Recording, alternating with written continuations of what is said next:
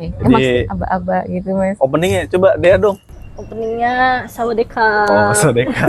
Jadi teman-teman kita kedatangan co-host. Ini co-hostnya lagi baru magang di sini. Magang saya. Magang. Co-hostnya itu ada Dea ya. Nah, Dek, sekarang narasumbernya dari mana, Dek? Ini narasumbernya yang pasti banyak dinanti karena ini unik gitu Mas Iqbal. Oh, uniknya gimana? Uniknya nih Gen Z, bisa dikatakan Gen Z, tapi dia itu menyukai sesuatu hal yang agak aneh gitu. Bukan agak lain, tapi agak aneh aja. Ya, jadi Iya. sesuatu yang Gen Z itu sebenarnya belum tentu tahu lah, tapi dia menyukainya. Iya. Langsung aja deh kenalin deh siapa narasumbernya. Namanya Elsie. Ejaannya gimana, Elsie? Bukan LC tapi ELS. Iya, bukan pakai ya. Betul Mbak Dea. Suka banyak yang salah paham gitu ya Iya. sama nama saya soalnya. Jadi Mbak Elsie boleh dong kenalin dulu Mbak Elsie itu apa namanya di sini itu pendidikannya itu dari mana, terus akan membawakan materi apa? Oke Mas, siap. Jadi sebelumnya makasih banget ya udah diundang ke sini ya. Salam Satu kenal. kantor. Karena jadwalnya juga sangat sibuk ini ngatur jadwal Mbak Elsie ini. Ya, jadi saya Elsie Yulianti. Nah, disclaimer dulu, memang bukan ahli sejarah ya Mas. Background saya itu ilmu komunikasi. Tetapi kebetulan gitu punya ketertarikan dan minat terkait tentang aksara Nusantara. Dan topik kita sekarang terkait aksara Nusantara, spesifiknya aksara Sunda. Karena kebetulan saya orang Kuningan Mas. Oh, jadi apa namanya sesuai dengan apa namanya tempat tinggal ya aksara. Yeah. Jadi mengambil aksara Sunda. Tapi sebenarnya Mbak Elsie sendiri tahu nggak sih aksara Nusantara itu ada berapa ininya? Kalau berdasarkan data ya Mas, Berdasarkan aksara Nusantara yang sudah teridentifikasi itu ada 12 jumlahnya. 12. Banyak kan ya. Dan beberapa udah terstandarisasi Unicode gitu. Oh, terstandarisasi Unicode. Itu tuh apa sih Mbak Elsie? Barangkali kan teman-teman kan nggak tahu nih terstandarisasi Unicode itu seperti apa. Nah, jadi kalau sudah terstandarisasi Unicode ya Mas, aksaranya itu bisa tampil gitu di perangkat digital. Jadi nggak ada masalah tentang kompatibilitas. Kan kalau misalkan yang belum bisa terbaca itu kotak-kotak ya, kayak emoji tuh. Biasanya, nah aksaranya itu udah terstandarisasi dari bentuk, dari cara pemakaian, keterbacaannya di perangkat digital gitu. Jadi kita bisa menggunakannya di dunia maya untuk berinteraksi. Itu ngaksesnya kemana Mbak? Banyak ada transliterasi Mas. Jadi misalkan Masnya mau nih mentranslatekan bisa ke Mim dan Pandi. Jadi udah ada fitur transliterasi atau ada aplikasi sekarang banyak. Aplikasinya? Di Play Store. Iya, banyak. Aksara Sunda juga termasuk. Banyak sekarang udah ada pengembangnya itu. Berbagai aksara, nggak cuma aksara Sunda aja. Nah, itu biasanya digunakannya itu apakah cuma itu sekedar ilmu pengetahuan atau ada kegunaan lainnya sih ketika sudah di Unicode gitu loh? Kegunaannya untuk ini Mas, mengukur vitalitas dari aksara Nusantara yang kita punya. Jadi kan aksara kita kan memang terancam punah ya Mas. Nah, nggak mungkin kan ya kita hanya menggunakannya di dunia apa namanya nyata di sini ya. Jadi kita harus bisa menghadirkannya di dunia digital. Nah, itu tuh salah satu bentuk pelestariannya. Terus bisa untuk interaksi juga. Jadi kita bisa nih Mas nanti balas-balasan komen pakai aksara Tapi pakai aksara Sunda gitu? Iya, sekarang udah ada keyboardnya juga. Oh, udah ada keyboardnya? Berarti gini ya, bisa dibilang kayak gini ya, kan ini kan belum banyak orang yang tahu aksara Sunda. Berarti kita gibah pakai aksara Sunda bisa ya? Orang itu nggak tahu. Dan tapi uniknya juga Mbak Elsie ini kalau nggak salah pernah nulis buku diari menggunakan aksara Sunda biar nggak diintip sama orang. Kalau kita kan nulis curhat ya nulis-nulis aja ABC gitu ya, hal-hal wajar. Iya. Dan ini saking ketertarikan dan kecintaannya pakai Hana Caraka ya kalau sebetulnya sama nggak ya kalau Sunda? Kalau Hana Caraka itu kan aksara Jawa ya Mbak. Kalau Sunda itu awalnya ada aksara Sunda kuno, sekarang tuh aksara Sunda baku yang kita kenal sekarang. Bedanya apa tuh kuno dengan baku? Kalau yang kuno itu ya Mas jumlah gini, pertama saya gambarkan sedikit ya Mas. Kalau aksara Sunda itu terbagi ke beberapa. Jadi kalau misalkan huruf vokal kita disebut aksara suara, ada 7. Nah kan umumnya kan A, I, U, E, O ya. Tapi kebetulan kan kalau bahasa Sunda kan ada E, ada E curug, sama ada E. Jadi jumlahnya ada 7. Terus ada aksara ngalagena. Ngalagena tuh konsonan Mas. Jadi kayak B, C, D. Tapi kalau di Sunda itu karena dia sifatnya abigida ya. Jadi dia itu ada default A di belakangnya. Jadi baca da. Sehingga kalau kita mau merubah si vokalisasi dari huruf konsonannya itu ada namanya rarangken. Gitu. Jadi Panjang dibagi, juga ya? iya, Panjang juga. tiga Jadi saya itu. juga masih Kereta bingung. api nih. Nah, terus bingung ya. Jadi perbedaannya kalau misalkan aksara Sunda kuno itu konsonannya cuma 18. Tapi kalau misalkan yang baku, karena kita kan selalu ada penyerapan kosakata asing ya kan, ditambahin konsonannya oleh para ahli filologi sama arkeolog ya. Jadi totalnya sekarang ada 23 aksara konsonan. Penambahannya itu kayak huruf X kan ya, jadi sya, ada ki, ada z, ada sya, ada h, ada 7. Nih, Mbak Elsi, awal mula ketertarikan dengan aksara Sunda itu dari mana sih? Kenapa sih bisa tertarik dengan aksara Sunda ini, terlepas dari Mbak Elsi itu orang Sunda ya? Nah itu kenapa sih awal mulanya itu gimana? Pas ngelihat aksara, ini kayaknya tulisannya lucu-lucu nih, atau kayak gimana? Oke Mas, sebenarnya awal mulanya tahu dulu ya, itu pas SMA, karena kan SMA. masuk ke muatan lokal ya, dan menurut saya baru belajar SMA itu udah terlambat sih Mas, harusnya dikenalinya dari sejak SD, harusnya ya. Nah dari SMA itu pun yang ngajarin saya adalah mahasiswa PKL yang lagi ngajar. Bukan itu gurunya. Jadi pas itu materi pokoknya ada aksara Sunda, beliau yang ngajarin. Terus di situ saya punya ketertarikan sampai akhirnya saya bisa ikut lomba baca tulis aksara Sunda, terus alhamdulillah dapet juara.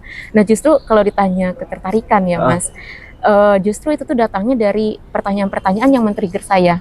Kenapa ya orang-orang itu lebih cenderung tidak melestarikan, tidak menyukai dibandingkan dengan mau mempelajari. Kenapa orang-orang itu cenderung menjudge atau melabeli ya? Karena kita peduli, dianggapnya tuh kayak unik atau apa. Padahal kan itu kalau misalkan ada kesadaran, semua orang bisa belajar ya Mas.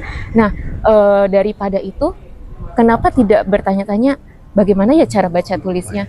Tapi kenapa malah mempertanyakan kenapa itu harus dipelajari gitu?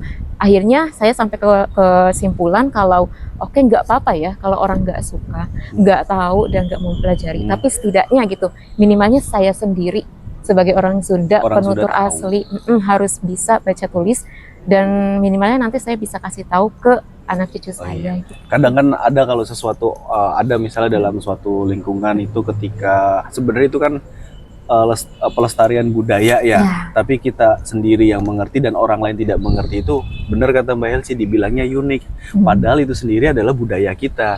Siapa lagi yang mau melestarikan? Gitu. Itu. Sebelumnya itu waktu itu pas kuliah itu tesisnya ngambil apa? Jadi karena tesis itu kan kalau kita ngangkat secara aksara Sundanya gitu ya, itu kan nanti agak tricky, takutnya mengarah ke pendidikan atau ke sejarah. Sementara kan saya ilmu komunikasi. Iya, makanya tadi kan jauh kan beda kan. Jadi saya tuh melihat dari sisi kampanyenya. Jadi melihat bagaimana efektivitas sebuah program untuk bisa menumbuhkan minat gitu, dan dengan pendekatan teori elaboration likelihood gitu. Wah, coba dong jelasin tuh teori elaboration likelihood. Ini jadi barangkali masih ingat ya gitu. Kita juga sebenarnya ini baru dengar juga. Gitu. Jadi kan ini ya Mas, kalau misalkan kita mendapatkan suatu informasi atau pesan, kita kadang bisa menggunakan rute sentral sama rute periferal. Nah rute sentral itu jadi kita menangkap pesannya apa, urgensinya apa, kepentingannya apa kalau saya tahu. Sementara kalau rute periferal itu rute sampingan. Itu dia jadi misalkan ada sales mobil ya Mas, yang dilihatnya itu bukan ini manfaat mobilnya, tapi ini ketertarikan ke salesnya, bagaimana dia memaparkan pesannya. Nah itu kurang lebih sama. Jadi saya lihat dari bagaimana isi kampanyenya itu dari kemasan pesan, terus yang rute periferalnya itu dari visualisasi. Jadi kan orang sekarang kan apa-apa sebab visual ya Mas. Sementara kalau visual itu dia melekatnya tuh sekilas gitu Mas. Beda kalau kita memproses pakai rute sentral. Kalau rute sentral itu cenderung permanen. Nah itu kesulitan nggak ngambil narasumbernya sebagai konteks untuk tesis itu kan pasti ada narasumber sebagai pendukungnya kan. Untuk aksara Sunda sendiri kesulitan nggak untuk nyari narasumbernya ya? Kalau untuk di Jogja wawancara kan ya? Ya, saya kuliahnya di Jogja. Nah, tuh, Jogja Jawa. Terus ngambil aksara Sunda. Kalau dapat dari mana tuh nanti? Kebetulan tuh kok belok-belok karena saya tuh kuantitatif ya Mbak. Jadi kita dapatnya responden. Dan memang medium penelitiannya itu di Instagram. Jadi bisa menghubungi followers di ada akun gitu milik di remaja. Instagram, ada apakah ada komunitasnya atau emang ada organisasinya juga atau gimana gitu? Karena objek penelitiannya itu kan di Instagramnya Mimdan ya. Mimdan itu merajut Indonesia melalui digitalisasi aksara Nusantara. Itu dikelolanya sama follow di sini Pandi. nanti. Ya, Jadi sudah ada kolamnya lah. Iya, Ah. jadi saya tinggal mencari followersnya. Iya, saya pikir tuh kan Mbak Elsie itu kan bikin tesis tentang aksara Sunda tapi kuliah di Jogja. Ini Iya. nyari orang itu dari mana? Itu kan orang-orang Jawa semua ya, kecuali misalnya Mbak Elsie di Bandung. Itu kan Pasti sudah banyak pasti gitu banyak ya. dan Iya. gini Mbak, kan nggak semua orang itu bisa aksara Sunda. Nah, tapi kalau misalnya memang sudah ada kolamnya itu kan lebih mudah ya. Iya. Nah itu kebanyakan dari situ memang mereka itu sudah mengerti aksara Sunda sendiri atau memang ada cuma beberapa itu kayak ikut-ikutan aja, ikut follow dari Mimdan atau apa, atau memang mereka itu kebanyakan sudah bisa tentang aksara Sunda. Jadi itu kan ada beberapa indikator pertanyaan yang saya ajukan ya Mas, dan memang hasilnya lumayan kecil gitu ya. Jadi kan menunjukkan bahwa program ini sebenarnya kurang efektif ya untuk menjangkau. Padahal kalau dari segi kualitas dan juga variasi kontennya itu sudah sangat menarik ya. Dari misalkan ada giveaway, terus kayak giveaway itu baca tulis kayak ini aksara Sunda ini artinya apa, seperti itu. Nah kalau misalkan saya kan ada ya Mas, beberapa yang saya kontak langsung itu respondennya memberikan feedback yang sangat baik. Jadi dia menceritakan saya tuh kuliah di Bandung, saya sudah mendalami seperti ini, saya ikut komunitas ini. Jadi memang kalau kuantitatif itu kan dia sifatnya general ya, nggak bisa diambil satu untuk merepresentasikan semua. Tapi dari angkanya itu, kalau saya bisa lihat sih berarti karena angkanya kecil, tidak terlalu banyak yang aware gitu ya, awareness-nya masih rendah juga. Belum. Karena ya kebanyakan ini kan kenapa sih awareness-nya menurun itu karena kan ini kan budaya-budaya asing tuh masuk ke kita. Dan sebenarnya kita juga sebagai warga Indonesia juga harus melestarikan budaya kita. Ya, Mbak Elsie bagus sih sudah bisa mau untuk melestarikan budaya tentang aksara Sunda karena nggak semua orang itu tertarik dengan budaya-budaya yang lalu. Kadang orang itu tertariknya itu dengan budaya-budaya asing yang masuk dan terkadang gini Mbak, saya tuh bingung ini ya. Orang-orang zaman sekarang itu kok nggak tahu ya kenapa sih banyak maunya tuh yang instan. Akhirnya apa? Konten-konten yang tentang aksara, tentang budaya-budaya itu kadang mereka itu bosen gitu. Skip gitu loh. Jadi kebanyakan mereka itu suka cari konten-konten yang instan yang gampang dicerna oleh otak. Nah, untuk Mbak Elsie sendiri punya nggak sih Mbak keinginan untuk Mbak Elsie itu untuk memperkenalkan budaya, contohnya dengan aksara Sunda sendiri itu ada nggak sih keinginan, terus dengan cara seperti apa? Ini untuk keinginan pribadi loh ya, keinginan pribadi. Ada nggak sih program dari Mbak Elsie? Ketika saya punya power, saya akan mengadakan ini. Apalagi Mbak Elsie kan sekarang bekerjanya di salah satu instansi pemerintahan gitu. Apakah udah ada nemu celah atau solusi buat ngasih tahu ke teman-teman atau kan ke keluarga sendiri deh untuk ngajak ini loh ada aksara Sunda, ayo yuk belajar gitu. Nah, karena kebetulan kan sekarang saya kerjanya di Cirebon ya Mbak. Cirebon itu kan penggunaannya aksara cacarakan sama Arab Pegon. Sehingga kalau aksara Sunda yang keinginan besar saya dan sempat saya laksanakan juga ya Mas, saya itu diundang untuk ngajar ke SD tuh Mas. SD, ya. Karena memang sasaran saya tuh saya pengen pendidikan seawal mungkin. Iya, menumbuhkan dari dini sih sebenarnya. Kalau misalnya kita ngajarnya di kelas SMP, SMA mungkin rada susah ya karena mereka juga udah beda gitu. Udah beda. Kalau SD itu kan masih bisa dipoles lah untuk terus dimasukin, ayo kita belajar tentang aksara. Tapi kan dulu kan Mbak Elsie sekolah SD di mana? SD-nya di Kuningan. Nah, sebenarnya dulu juga kan ada ya pas SD. Saya nggak tahu, saya baru tahu aksara Sunda itu pas SMA. Oh, pas SMA. Iya. Kita tuh di Cirebon tuh ada kan? Ada juga kenalnya waktu SMA. Lah ngapain terus? Saya juga nggak ngerti itu. Belajarnya aksara apa tuh Mbak? Aksara Jawa, tapi emang kurang tertarik itu karena satu tulisannya itu kan beda. Aneh. Beda joretan aja, ibaratnya kelengkungan aja kan pemaknaannya beda mungkin ya. Dan itu kan seringnya tuh ada tes hafalan Hana Caraka itu. Iya, tes kayak hafalan gimana gitu ya. Itu saya baru cuma nyampe Hana caranya doang. Sini udah. Karena saat itu karena emang nggak punya tadi balik lagi ke Mbak Elsie, Iya, nggak ada menumbuhkan trigger kan. menumbuhkan ketertarikannya. Nah, itu. Di kalangan misalnya ini kan Mbak Elsie kan punya program saya pengen mendidik anak SD. Nah, cara menumbuhkan ketertarikan apa namanya di anak SD itu Mbak Elsie ada program tersendiri nggak sih? Karena kita juga waktu dulu ya, apalagi kita kan zaman dulu tuh teknologi kan belum pada masuk ya. Iya. Apalagi Nah, sekarang yang udah rasa ketertarikannya aja tuh masih kurang tuh. Iya. Iya kan? mana Iya, sekarang betul, yang udah banyak media sosialnya, apalagi budaya-budaya Korea kan. Kita tuh Iya. sekarang Oh, malah anak-anak lebih ngerti remaja. bahasa apa? Nah, Tulisan Korea. Korea, annyeonghaseyo, apa Iya. gitu kan. Iya. Ajusi, Iya kan. sarangeo Nah. kayak gitu. Gimana Halo. tuh Mbak Elsie untuk Mbak Elsie keinginan yang mulia untuk ngasih informasi ke barangkali Mbak Elsie itu ada program atau ada saran untuk teman-teman, maksudnya biar ayolah kita balik lagi ke budaya kita. Udah ngapain sih pakai budaya misalnya? Kenapa sih kamu lebih mengenal tulisan Korea daripada mengenal tulisan budayamu sendiri? Gitu. Iya. Jadi memang kan ini sifatnya harus dipaksa dulu ya Mas. Iya. Jadi kan karena pertama udah ada regulasinya. Mm-mm. Terus yang kedua itu dimasukin ke muatan lokal. Mm. Nah kalau udah masuk ke muatan lokal kan otomatis itu jadi pelajaran wajib ya di bahasa Sunda gitu. Nah tinggal bagaimana kita mengeksekusinya tuh Mas. Bagaimana kita akan mengajarkan. Zaman sekarang tuh nggak bisa ngajar hanya ini ditulis di papan tulis. Tapi harus ada media interaktifnya. Oh iya, iya. Nah itu Iya, jadi iya, betul. misalkan bagaimana seorang guru ya atau mungkin saya ya karena dulu kan saya sempat ke sana tapi masih mediumnya manual gitu. Jadi kayak media interaktif itu apakah video, apakah kita menampilkan transliterasinya langsung. Jadi anaknya tuh bisa dipanggil satu-satu untuk mencoba dengan keyboard langsung. Jadi kan sekarang udah digital ya Mas. Nah itu salah satu cara yang paling awal dulu tuh supaya kayak ini kan konteksnya memang tradisional Iya. tapi di ininya tuh masih dengan kontemporer disampaikannya dengan cara yang modern gitu. Bisa nggak sih Mbak? Ya ini mah obrolan kosong ya. Kan anak-anak itu kenapa sih lebih mengenal tulisan Korea itu karena dari K-popnya. K-popnya dan Korea dramanya. Bisa nggak sih orang kita tuh bikin niru dulu kayak Korea terus abis itu translate-nya pakai aksara Sunda? Nah, iya juga sih, benar juga sih. Translate-nya pakai aksara Sunda maksudnya? Tulisannya kan pakai aksara Sunda itu, subtitle-nya tuh. Jadi nggak pakai tulisan Korea-Koreaan. Iya, kan gitu. itu kan tulisan Harus Korea. ada yang nge-sub dubbingnya itu ya. Iya. Sebenarnya bisa kan bikin komunitas, kita ngerekrut itu kan mungkin barang kalau di India pernah, karena saya juga salah satunya pernah ngikut komunitas Bollywood. Jadi Oke.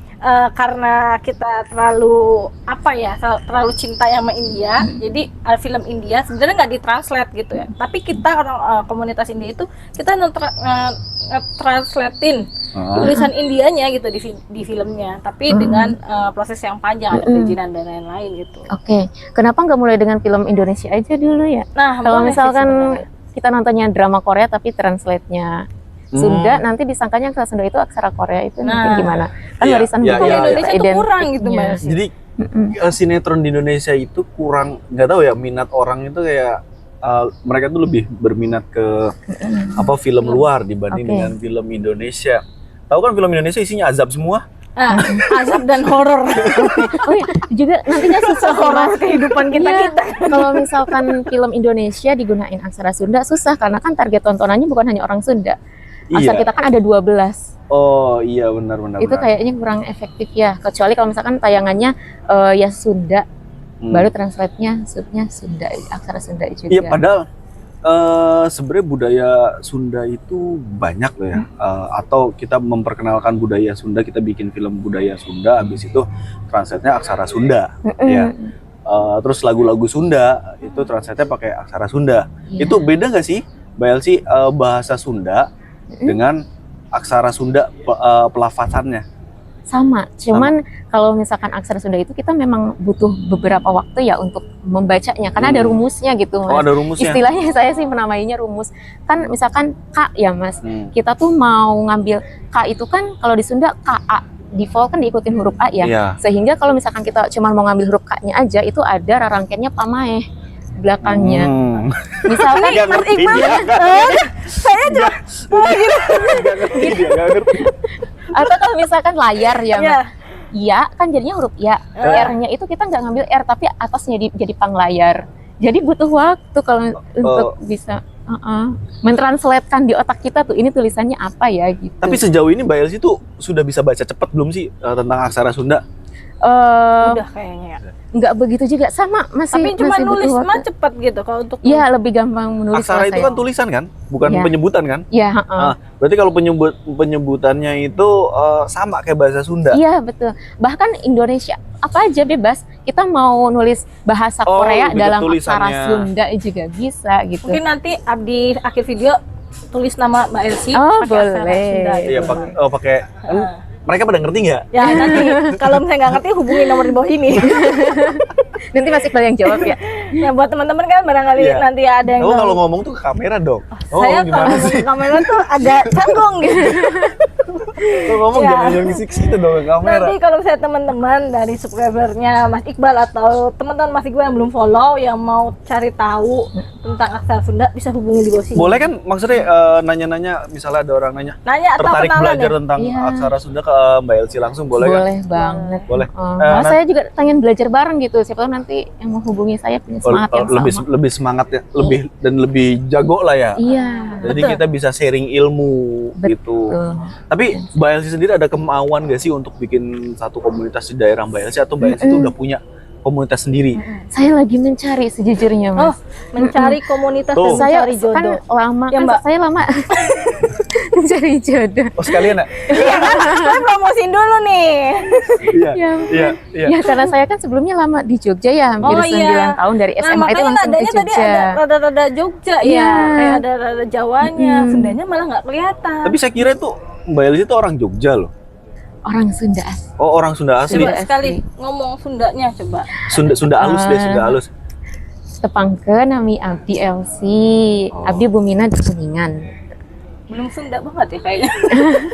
Iya, Nadanya tuh kayak masih Mungkin udah lama di Jogja. masih jet lag soalnya. dengan di Jogjanya gitu. Di Jogja berapa tahun, Mbak? Hampir 9 tahun. 9 Di tahun. Kuningannya? Di Kuningannya saya baru pindah dari Jogja tuh langsung ke Cirebon bulan Maret Tuh. Jadi di Kuningan tuh cuma tempat lahir doang kan? sampai SMA ya. Oh, sampai SMA. Weekend pulang kok, Oh, Mas. weekend pulang. Kalau ingat. Ingat dan kalau kia. Nah, Mbak Elsie, tentang aksara, sebenarnya setiap negara itu punya aksara gak sih? Iya, Hmm. setiap negara. Setiap negara punya aksara. Aksara mana, negara mana yang aksara itu dipakai untuk sehari-hariannya gitu? Oke. India, Thailand, Jepang, Korea. Oh, Korea itu termasuknya aksara ya tulisan? Itu tulisan begitu Iya. aksara. Oh, yang Hangul. beda dari abjad. Abjad yang biasa dengan pokoknya yang intinya beda dari abjad itu bisa dibilang itu aksara ya. Kayak Thailand. Nah, gini Mbak. Kenapa ya? Negara lain bisa menggunakan tapi Indonesia tidak bisa menggunakan? Karena Apa terlalu banyak?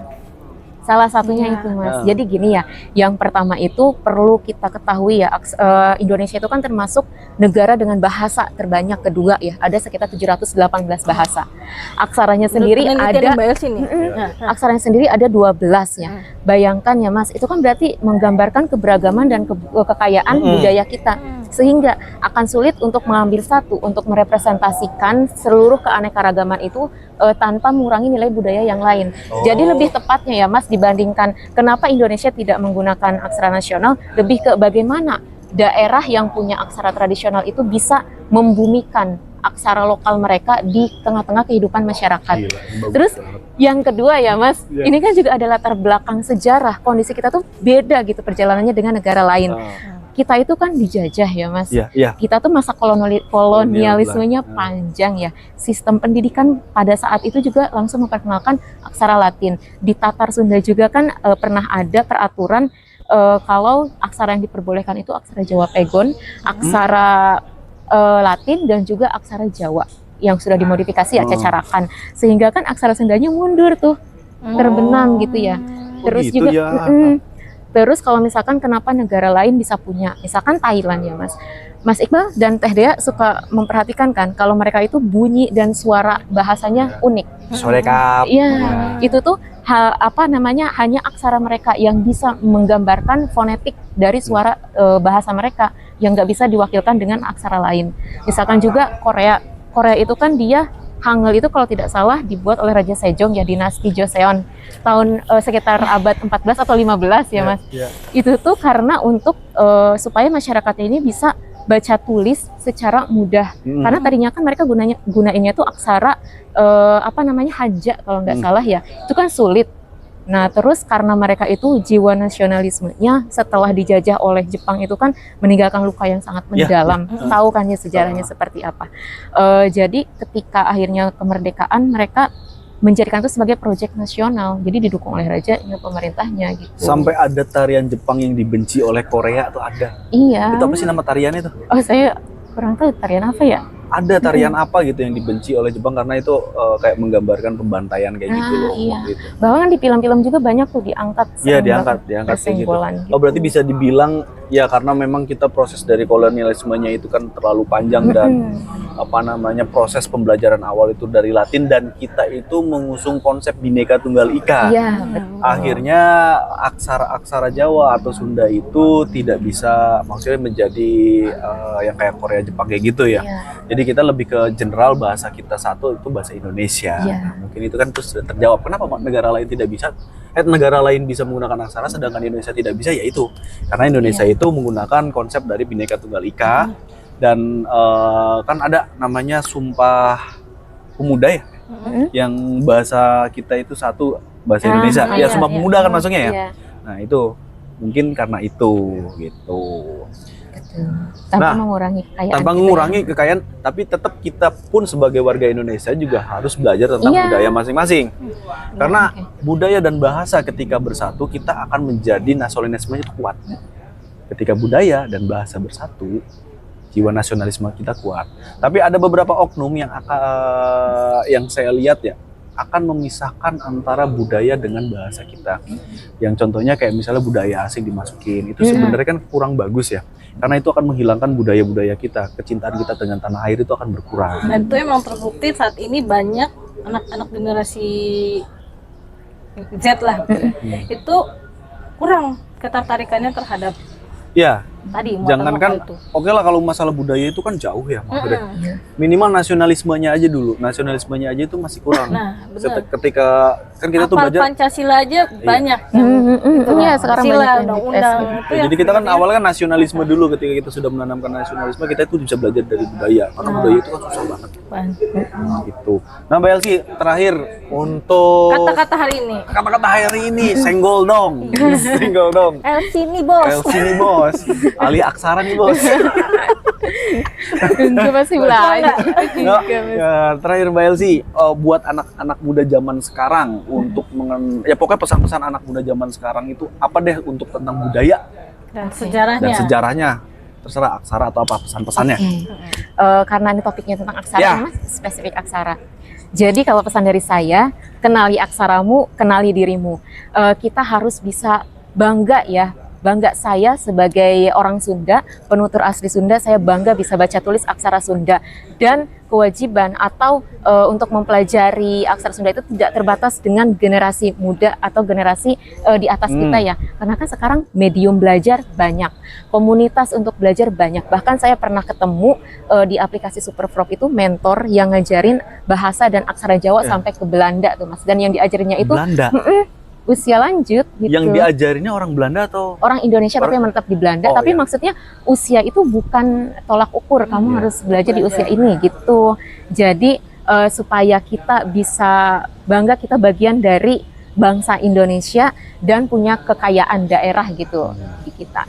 Kenali aksaramu, kenali dirimu. Oh, dengerin teman-teman, jangan pernah lupakan budaya Indonesia. Jas merah. Jas merah apa? Saya juga lupa sih.